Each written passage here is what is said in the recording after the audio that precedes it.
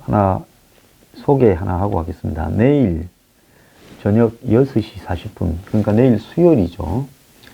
24일 저녁 6시 40분에 별별 특강이 제 연구소에서 열립니다.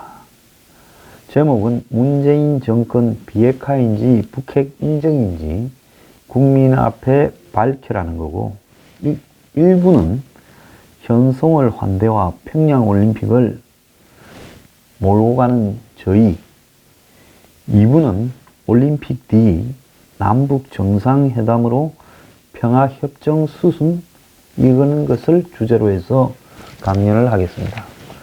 혹자는 그 화면을 보고 너무 작게 왔다, 뭐 큰 데서 하지 않은데, 제가 방송에서 여러분한테 내보내는데 방청객들이 좀 필요해서 그렇게 하는 것이지, 그야말로 강연을 하려고 작정했다면 잠실 올림픽 스타디움을 빌려서 하죠. 꽉 채울 자신이 있습니다. 그래서 그런 걸 가지고 초라하다 이런 말씀은 하지 마세요. 한 20분 안에만 오면 됩니다. 많이 오시는 것도 별로 원하지 않아요. 김밥값 많이 들어갑니다. 자, 그래서 회원분들 안에서 참석할 수 있으니까 오실 분들 오시고요. 이것도 또 제가 많이 오시라니까 그거 왜 항장수답지 않게 많이 오라 그러냐, 그런 것 자체가 좀 찌질한 거 아니냐라는 투로 말씀하시는 분이 계세요. 참 말하기 어렵습니다. 대한민국 사람 비 다 맞추다가는 사람 화병으로 죽을 것 같아요. 자, 어쨌거나 좋은 의도에서 말씀해 주신 거라 생각하고 이렇게 가겠습니다. 제가 또 시청자 보고 뭐라 한다라는 이야기를 하는데요. 저는 좀 뭐라 하겠습니다. 말리지 마세요. 보기 싫은 사람 보지 말라고 하고, 저도 선택해서 이런 분들만 좀 보시라 하고, 당신들 정신 차리고 계몽해야 된다고 이야기도 좀 하고 하겠습니다. 온 사방에 구미에 맞춰가지고 빨아주는 이야기를 하는 그런 방송 천지인데, 저까지 거기 합류해서 예의를 갖추면서 그냥 구미에 맞게 듣기 좋은 소리나 해야 되겠습니까? 죄송하지만은 저는 목에 칼이 들어와도 그런 소리 못합니다. 그러니까 제 이 건방져 보이는 태도, 이것도 전략적입니다. 왜? 건방져 보이기 때문에 시청자들께서요, 저 사람은 뭐가 좀 소신이 있어서 저러는갑다라고 생각도 하지요. 온 사방에 다 무슨 보수 애국하고 이렇게 하고 있는데 저까지 그렇게 하면 그게 스타일에서부터도 차별성이 없지 않습니까? 저는 대중들이요, 어디 가서든 다 대우받으려고 해서는 안 된다고 봅니다. 대중들이요, 그야말로 뼈저린 자각과 처절한 대우도 좀 받으면서 세상을 다시 봐야 된다고 봅니다. 저보고 좀 웃으면서 하라 이런 말씀을 하시는 분도 있는데, 참 이런 내용을 가지고 제가 웃으면서 하면 좀 미친놈처럼 보이지 않겠습니까? 좀 웃을 만한 일거리를 좀 만들어 주세요. 자, 제가 어제 3부에서 남북이 거래, 그리고 평창을 둘러싼 언론 통제와 보도 제한은 북을 위한 것인가 라는 이야기를 했습니다. 이거는 제가 SBS의 이 정부의 보도 통제를 하는 그 폭로가 나오기 전에 어제 한 거예요.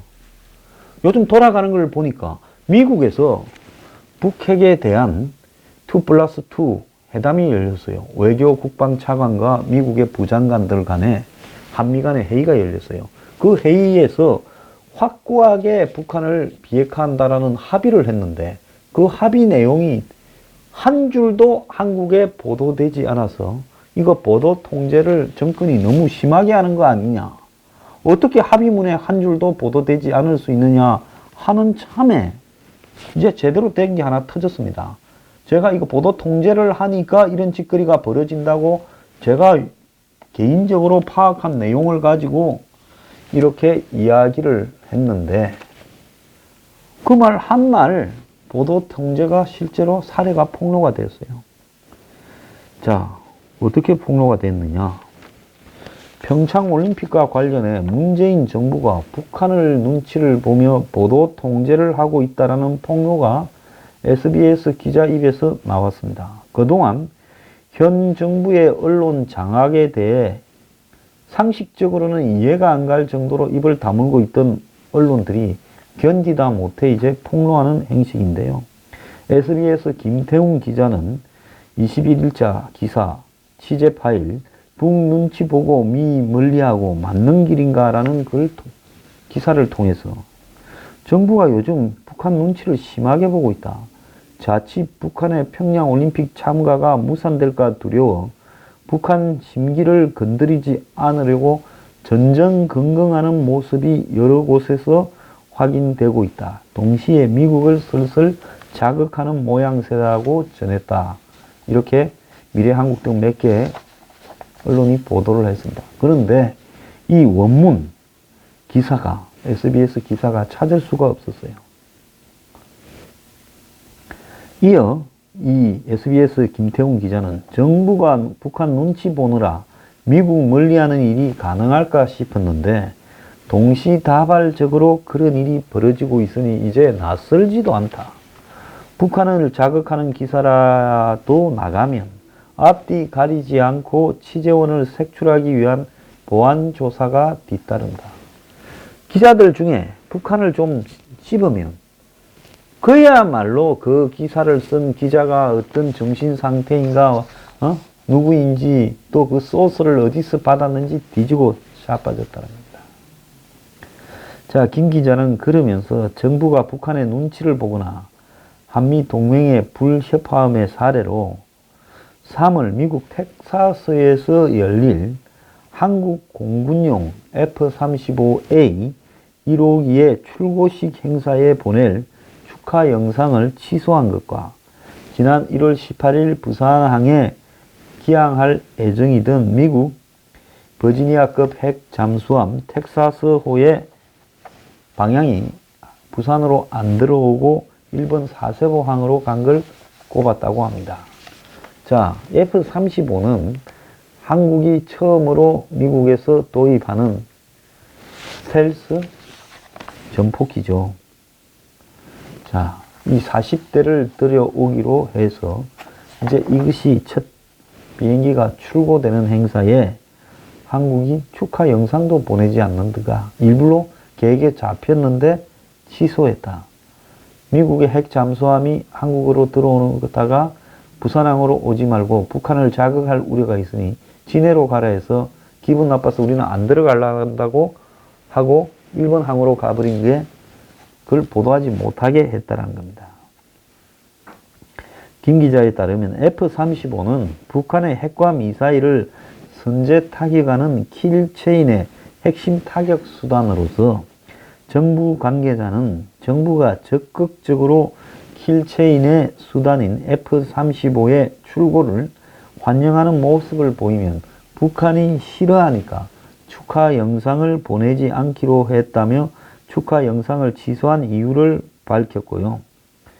또 텍사스함이 일본 사세보로 가게 된 경위에 대해서 우리 군이 남북 대화와 평창올림픽 분위기로 봐서 조용히 진해 기지로 가달라고 하니까 미 해군이 다른 데 알아보겠다며 일본으로 갔다고 전한 뒤 군이 정무적 판단에 따라 미군에게 부산항 기항을 말린 것이 아니라 청와대 지침에 따른 것이라며 이에 대해 청와대는 미국이 스스로 계획을 바꾸어 부산에 들르지 않았다고 해명했는데 이는 거짓말이라고 직격탄을 날렸습니다. 캐나다 밴쿠버에서 해상 차단을 위해서 열린 회의에 외교장관 회의 20개국이 참가했죠.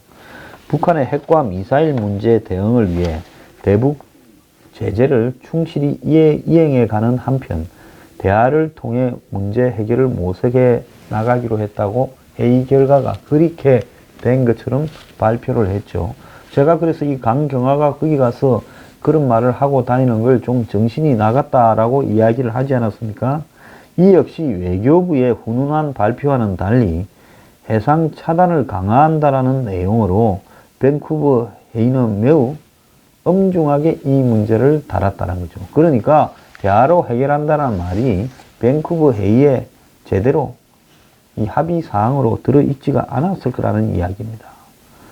또 북한의 지휘부를 제거하는 참수부대가 창설된 것과 관련해서 정부가 기자들에게 참수라는 사실을 쓰지 말라고 압박을 했다는 겁니다. 그러면서 김 기자는 정부가 북한 눈치를 보는 장면이 이 외에도 많다. 북한을 공격하기 위한 무기와 관련되거나 군사적으로 미국과 얽힌 일은 전부 보도 통제를 한다고 폭로를 했고요. 취재 과정에서 보안조사 음포를 넣고 기자가 나가면 기자와 통한 당국자들을 이유 불문하고 줄줄이 기무사 같은 곳으로 불러들인다. 지금 영하 1987에 민주화를 지향하던 사람들이 정권을 잡은 나라 맞습니까? 언론의 자유를 제한할 정도로 중차대한 국가안보가 걸린 일이라면 언론 통제에 따를 수도 있겠는데 보도를 막으려는 대상들이 옳은 정책인지부터가 의심스럽다며 현 정부의 안보 대북 정책에 회의적인 시각을 드러냈고 마지막에는 트럼프 행정부가 작년 말에 국가안보 전략서 NSS라고 해서 신안보 전략을 발표했죠. 향후 정책의 이론적 근거로서 원칙에 입각한 현실주의를 이렇게 제시를 했는데 세계는 무정부 상태의 두려운 정글이고 국가는 힘에 의존해 국익과 안보를 추구한다라는 삭막한 이론인데 우리 정부의 지향과는 완전히 반대다. 한미가 다른 길을 갈 수도 없고 공동보조를 취할 수 있는 접점을 모색해야 되는데 이게 참 어렵다라고 이렇게 끝을 맺었습니다. 네티즌은 저게 사실이면 군부 독재랑 동급이고 박근혜보다 더한 인간이 문재인이다. 또 다른 사람은 기자 부디 살아있기를 이렇게 이야기를 하는데요. 자, 이 기사가 여러 군데 좀 실렸습니다. 좌파 성향 매체도 실렸어요. 그 내용도 한번 봅시다. 자, 이 SBS 기자의 글이 KBS의 고대영 사장 해임 결의안이 이렇게 의결된 것과 맞물려서 정치적 쟁점으로 떠올랐다. 22일 밤에 장제원 한국당 대변인은 완벽한 보도 통제 사실이 폭로됐다면서 수사에 나서야 된다. 이렇게 이야기를 했습니다. 장제원 대변인은 군부 독재에서나 저질러졌던 포괄적 언론 탄압이다. 민주주의 유린하는 중대 범죄다. 문재인 정권의 보도 통제에 대해서 수사에 나서야 된다. 그리고 특검과 국정조사를 통해 진상을 규명하겠다. 이렇게 말을 했습니다. 북한과 관련된 기사가 나가면 이렇게 몸서리 치는 식으로 뒤져 제끼고 관련자를 보안사에서 부르고 이러면요. 대한민국의 국정원이나 보안사는 북한을 보호해주는 기관입니까? 당신들요, 잘 들으세요. 정권 바뀌면 전부 깜빵에 갈 수 있다는 걸 알아야 됩니다. 그럼 어떻게 해야 되냐고요? 정권 바뀌어서 그런 일을 시키면요, 사표를 내야지요. 지금 보세요. 대통령이 시켜서 뭘 했다 하더라도 줄줄이 깜빵에 가는 국정원장들 보고 있잖아요. 그러면 현 정권이 시켜서 북한에 대해서 제대로 보도하는 기자나 거기에 소스를 준 사람들을 전부 뒤지고 엄포를 놓고 불러다가 기무사로 부르고 하면요. 예? 기무사령관이나 국정원장 당신들요. 나중에 정권이 시켜서 그렇게 했다고 무사할 줄 압니까? 당신들 다 깜빵 가야 돼요. 왜? 이적 혐의를 했기 때문에. 알겠습니까? 정신 똑바로 차리고 사세요. 그 기간에는 그런 짓거리를 하면 안 되는 기간이에요. 간첩 잡아라는 기간에서요. 간첩이 이로운 역할을 하면 되겠습니까? 진실을 보도하는 기자를, 예? 거기에 또 기자에게 소스를 준 사람들을 조져대면 당신들이 간첩 잡는 기관입니까? 간첩 보호해주는 기관입니까? 그러잖아요? 자, 이게 전부 특징이 있어요. 무슨 특징이 있냐? F-35A. 지금 전 세계에 대중화된 전투기 중에서 F-22 랩터 다음으로. 근데 이 F-22는 미국만 가지고 소량으로 생산 중단을 했고, 워낙 성능이 좋기도 하지만, 그래서 누출될 수도 있고, 또 비용이 너무 들어서. 그래서 보급형으로 좀 더 작게 만들어서 F-35를 로키드 마틴이 만들었습니다. 그래서 그걸 갖다가 전 세계에 이제 우방국들한테만 제한적으로 파는데 한국이 40대 들어오고 지금 20대 더 들어온다 뭐 이런 소리 나와요. 한국 정부가 툭하면 미국 자극해놓고 다른 한편은 F-35 20대 더 sat게 이렇게 지금 하는 모양이에요. 자, 이 F-35가 한국에 온다고 출고하는데 우리가 영상 메시지를 취소해요. 자, F-35 성능이 몰래 날아가서 북한을 때려도 북한은 맞고 난 뒤에야 아는 그런 비행기입니다. 그래서 킬체인이 뭐예요? 북한이 한국에다가 핵이나 미사일을 발사할 것 같으면 그 원점을 선제 타격한다는 게 킬체인이잖아요. 킬체인을 현재로서는 한국이 없고 앞으로 킬체인이 완성될 때 뭐 완성될 거라고 보지도 않습니다. 그 수단이 F-35예요. 그 다음에 이 버지니아급 핵 잠수함 텍사스호는 그야말로 미국의 전략 자산이지요.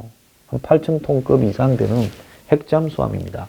바다에 숨어서 북한을 초토화시킬 수 있는 핵미사일을 발사할 능력을 갖춘 잠수함이에요. 그러니까 전략 자산의 배치 반대를 이야기한 김정은에게 신경이 쓰이고, 그 다음에 또 참수작전 또 신경 쓰이고. 그러면 자 봅시다. 우리가 전시작전권을 이양받는 조건으로 하는 킬체인용 F-35 실어. 또 우리가 맞고 나면 이렇게 선제적으로 타격하는 거랑 안 그러면 맞기 전에 하는 이런 잠수함 발사 SLBM 핵미사일 탑재한 이 원자력 잠수함도 싫어. 두 번째 단계로 날라오는 거는 요격을 하는 사드도 싫어.